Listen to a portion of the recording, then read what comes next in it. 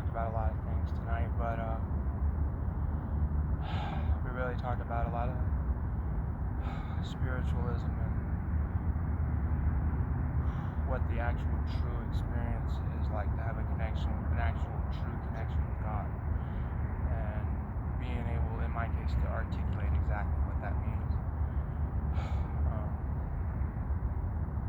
It's a lot of fun, and like I told you about, Kurt being in charge of the guitar, the anointed and transcendent guitar inventory, and this is one of them that he set down for us. Listen.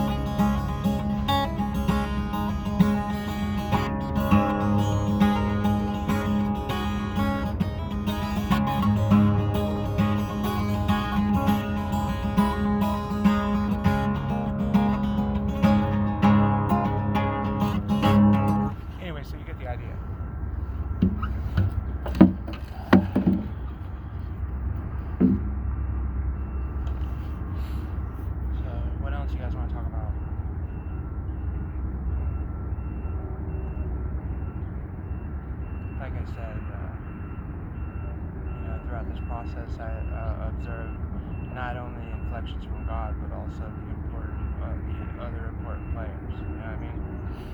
And if you think God doesn't support other people in the implementation and application of real, true spiritual practice and experience, you're wrong. Like, you're just pure, straight up wrong. And a lot of people are seeking this in their lives, but they don't have an understanding or ability to achieve success at it, and it becomes a lifelong quest of just asking the wrong questions. In other words, like, you know, if you're constantly coming at something that you're trying to grow from and have people you care and love about grow from it as well, it has to be ingrained in absolute truth.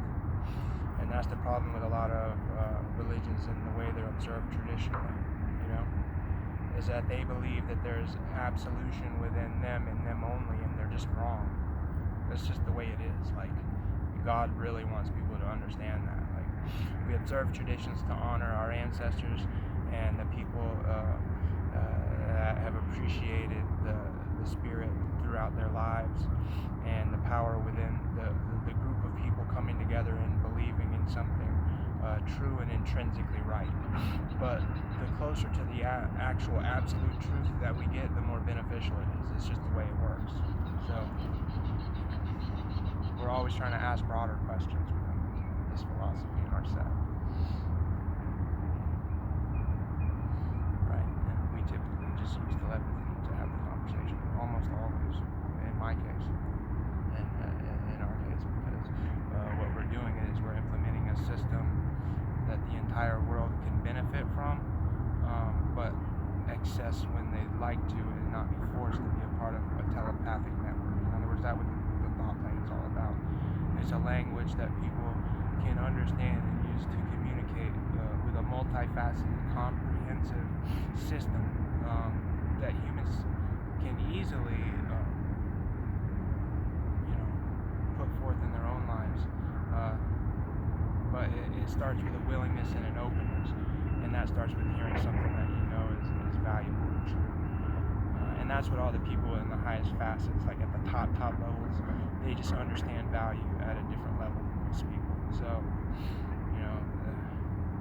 things that, are valuable but also invaluable, like I say, and an understanding of what that means is the true essence of a real, like, pioneer, billionaire type of, like Elon and all these other guys. But, the more open you are to accessing your ideas in the tangible world, the more successful you'll be in any regard. I mean, look at Elon's made $100 billion this year in just personal cash. Like, and there's we should never degrade people at that level's ability and willingness to listen. They just, want to hear an idea of things, and real philanthropy that's not just giving a seemingly accredited person a lot of money and expecting them to do the right thing with it. Is how do we actually physically implement systems that help humanity with this money? It's not fucking wasted. I get that, because they understand value, and so do I. So that's something we have in common. But even folks at that level need somebody to confide in, and somebody to bounce ideas off of and get valid advice from. So that's kind of where we come in. We always have.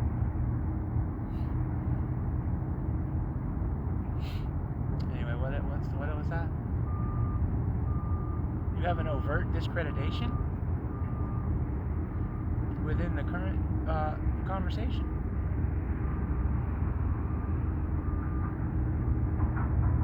Oh, you're trying to show people the personal inner workings of how this sect works? Damn, you like the fucking language, huh? I've never spoken more pure language myself.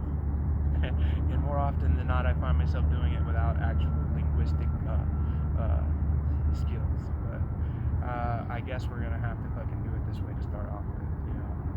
It's the only way stupid people listen is to literally show them shit. Like, it's like telling them is not enough, because they have this whole idea that whatever they think is the end all be all. That's a problem with stupid people. Like, the people that are more successful and to actually experience spiritual fulfillment and then also existential fulfillment together in unison, there's a reason for that. You know what I mean? It's like I said, the people at the top of the top levels are there for a reason, because they understand one really cool thing, which is value. The more we learn to recognize that in people, the better off we're going to be as well. This is what a walking ministry is all about, guys. That's what ministry has always been. That's another thing. People want to talk about Jesus and act like they have an understanding of what he was about and the message that he wanted to put out there.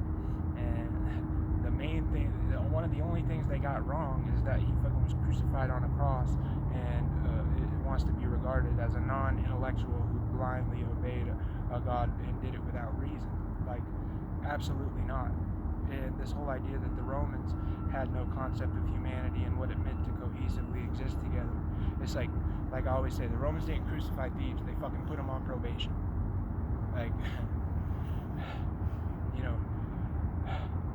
It's just there's a level of understanding that's just really basic that people should start at. If you can open your mind to the idea of possibly the thieves not being crucified, then you can understand the idea that it's all not true. The whole story of Calvary is a lie. In other words, Jesus lived an entire fulfilled life that he ministered his message and ideology that he gained through a cultured, sophisticated existence. In other words, I may have a thing or two of knowledge in regards to that, but that's another thing Jesus would, if, say hypothetically, he was talking to you right now, he would tell people that Jesus, for the most part, would never call himself Jesus Christ. That's one of the things, these fucking pieces of shit that go around telling the world that they're Jesus Christ incarnate. They want to be, but they're not actually. You know what I mean? Christ is a name that the people gave to Jesus as a description of his divinity.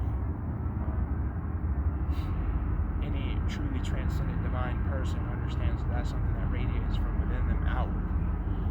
It's not something that you tell people about yourself in regards to your spirituality. At least typically we don't do it with words within our sector unless it's done and said and executed in the right way. It's one of the main things we focus on, is the way words and the propagandist uses them and uses weighted words as a power system. So it applies to almost all text throughout history that the propagandist has influenced, and there's been power garnered through the implementation of social currents that have fear instilled within them. I mean, we know these things, but it's hard, especially for a really contemplative thinker like some of these guys, to describe in a short way that everybody can understand, because they're still questioning what's actually real and true within themselves and their spirituality and relationship to God and all the other forces that are at play. So they just needed somebody to actually come and tell them the way it actually is, and that's where we come in.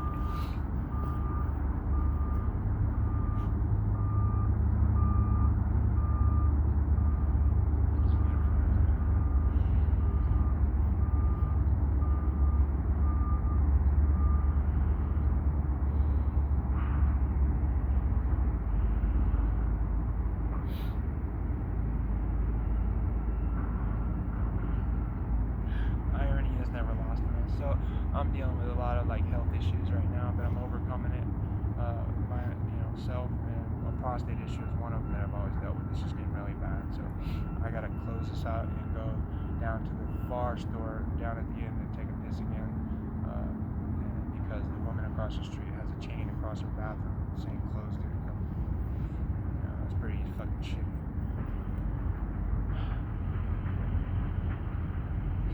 I do my best work when I'm not physically stressed out for the most part, but there are no fucking P-gasms in my foreseeable future.